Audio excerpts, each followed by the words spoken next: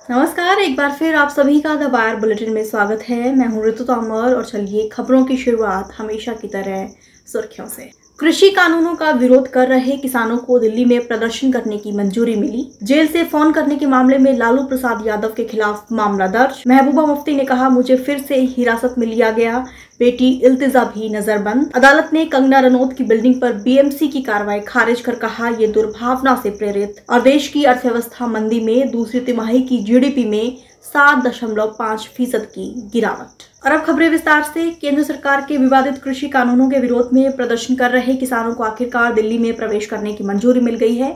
सरकार का कहना है कि किसान दिल्ली के बुराड़ी मैदान में इकट्ठा होकर विरोध प्रदर्शन कर सकते हैं। इससे पहले सिंधु बॉर्डर पर पुलिस ने किसानों को रोकने के लिए आंसू गैस के गोले दागे थे।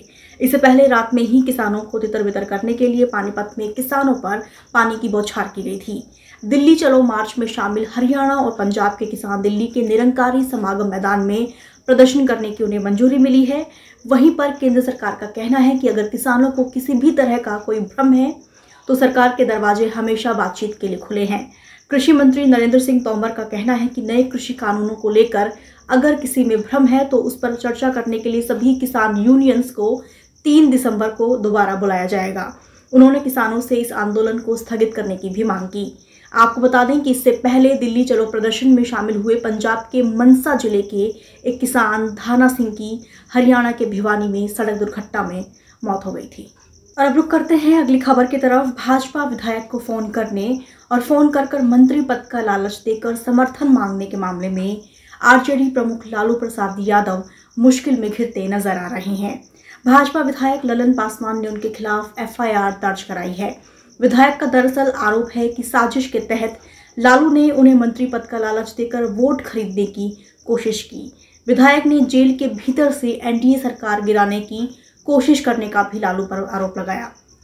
आपको बता दें कि दरअसल विधायक का कहना है कि 24 नवंबर की शाम 6:19 पर उनके मोबाइल फोन पर लालू का फोन आया था। लालू ने उन्हें विधानसभा अध्यक्ष पद के चुनाव में एनडीए उम्मीदवार को हराने में मदद करने के बदले मंत्री पद देने की पेशकश की थी। लालू फिलहाल चारा घोटाले मामले में रांची में अपनी सजा काट रहे हैं। फिलहाल वो खराब स्वास्थ्य की वजह से रांची स्थित रिम्स में भर्ती हैं। उन्हें रिम्स निदेशक के बंगले से वापस पेइंग वार्ड में स्थानांतरित कर दिया गया है। इस बीच खबर ये भी है कि लालू प्रसाद यादव द्वारा रिम्स में इलाज के दौरान प्राप्त सुविधाओं का कथित रूप से दुरुपयोग करने के मामले में झारखंड हाई कोर्ट 4 दिसंबर को सुनवाई करेगा। और अब बुलेटिन की अगली खबर। जम्मू कश्मीर की पूर्व मुख्यमंत्री और पीपुल्स डेमोक्रेटिक पार्टी की प्रमुख महबूबा मुफ्ती का कहना है कि उन्हें एक बार फिर अवैध तरीके से हिरासत में लिया गया है। मुफ्ती ने कहा कि बीते 2 दिनों से जम्मू कश्मीर प्रशासन ने उन्हें पुलवामा में पीडीपी की युवा इकाई के अध्यक्ष वाहिद पर्रा के परिवार से मिलने की मंजूरी नहीं दी। दरअसल पर्रा को एनआईए ने बीते 25 नवंबर को आतंकवाद से संबंधित एक मामले में गिरफ्तार किया था। पर्रा ने हाल ही में डीडीसी चुनाव के लिए दक्षिण कश्मीर के पुलवामा से अपना नामांकन भी दाखिल किया था। पूर्व मुख्यमंत्री महबूबा मुफ्ती ने कहा है कि 2 दिनों से उन्हें पर्रा के परिवार से मिलने नहीं दिया जा रहा, जिन्हें निराधार आरोपों में गिरफ्तार किया गया है। बता दें कि इस मामले में महबूबा ने दरअसल ट्वीट कर उन्होंने कहा कि भाजपा के मंत्रियों और उनकी कठपुतलियों को कश्मीर के हर कोने में घूमने की आज़ादी है, लेकिन सिर्फ मेरे मामले में सुरक्षा का मामला उठता है। उन्होंने सिलसिलेवार कई ट्वीट कर कहा कि प्रशासन की क्रूरता की कोई सीमा नहीं है। वाहिद को आधारहीन आरोपों में गिरफ्तार किया गया और मुझे उसके परिवार को सांत्वना देने तक की अनुमति नहीं दी गई। यहाँ तक कि मेरी बेटी इल्तिजा को भी घर में नजरबंद कर दिया गया है क्योंकि वो भी वाहिद के परिवार से मिलना चाहती थी। और अब अगली खबर। अभिनेत्री कंगना रनौत को बड़ी राहत देते हुए बॉम्बे हाईकोर्ट ने शिवसेना नियंत्रित बीएमसी के उस नोटिस और उस आदेश को खारिज कर दिया है जिसके तहत कंगना का बंगला ढहाने का निर्देश दिया गया था। अदालत ने कहा कि यह आदेश दुर्भावना से प्रभावित था। इसके साथ ही अदालत ने एक सुपरवाइजर की नियुक्ति भी की है जो कंगना की बिल्डिंग को हुए नुकसान का आकलन कर मार्च 2021 तक एक रिपोर्ट सौंपेगा, जिसके आधार पर कंगना रनौत को इसकी भरपाई की जाएगी।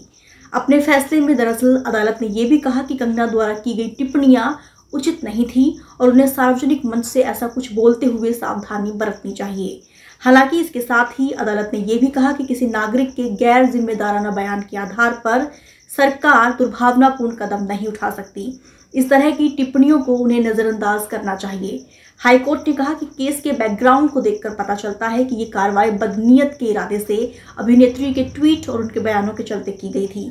इसके पर्याप्त प्रमाण जो हैं वो मौजूद हैं। बता दें कि अदालत ने कंगना रनौत को इजाजत दी है कि वो अपने घर को रहने योग्य बनाने के लिए अपने हिसाब से कदम उठा सकती है। यदि इसके पुनर्निर्माण की जरूरत पड़ती है तो उन्हें इसके लिए मंजूरी लेनी होगी। आपको बता दें कि 9 सितंबर को बीएमसी ने अभिनेत्री कंगना रनौत के बांद्रा स्थित उनके बंगले को अवैध निर्माण करार देकर ढहा दिया था। और अब बुलेटिन की आखिरी खबर, चालू वित्त वर्ष की दूसरी तिमाही यानी जुलाई सितंबर में सकल घरेलू उत्पाद यानी जीडीपी में 7.5% की गिरावट देखी गई है। पहली तिमाही में जीडीपी 23.9% की गिरावट दर्ज की गई थी।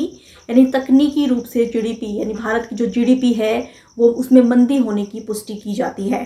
तकनीकी रूप से देखें तो ये माना जाता है कि अगर 2 तिमाहियों में देश की अर्थव्यवस्था नेगेटिव रहती है तो उस अर्थव्यवस्था को मंदी में काउंट किया जाता है। वहीं पर पिछले वित्त वर्ष की समान तिमाही में यानी जुलाई से सितंबर तिमाही में भारत की जो जीडीपी दर थी वो 4.4% की इसमें बढ़ोतरी दर्ज की गई थी। राष्ट्रीय सांख्यिकी कार्यालय की ओर से जारी आंकड़ों के मुताबिक मैन्युफैक्चरिंग सेक्टर में इस बार 0.4% की दर से जो है वो सेक्टर बढ़ा है। वहीं पर पहली तिमाही में इस सेक्टर में 39% की गिरावट दर्ज की गई थी। वहीं पर दूसरी तिमाही में बिजली सेक्टर में 4.4% की तेजी दर्ज की गई है तो कृषि सेक्टर में 3% से ज्यादा की तेजी दर्ज की गई है। कई रेटिंग एजेंसियों ने दूसरी तिमाही में भारत की जीडीपी में 10 से 11% तक की गिरावट का अनुमान जताया था। आरबीआई ने वित्त वर्ष की दूसरी तिमाही में देश की जीडीपी में 8.6% तक की गिरावट का अनुमान जताया था। आज बुलेटिन में सिर्फ इतना ही। देश दुनिया की तमाम खबरों के लिए आप द वायर की हिंदी, अंग्रेजी, उर्दू और मराठी वेबसाइट से जुड़े रहिए। तब तक के लिए शुक्रिया, नमस्कार। द वायर के और वीडियोस देखने के लिए सब्सक्राइब करें और बेल आइकन पर क्लिक करें। स्वतंत्र पत्रकारिता की आर्थिक मदद करने के लिए डिस्क्रिप्शन में दिए गए लिंक पर जाएं और अपनी राशि चुनें।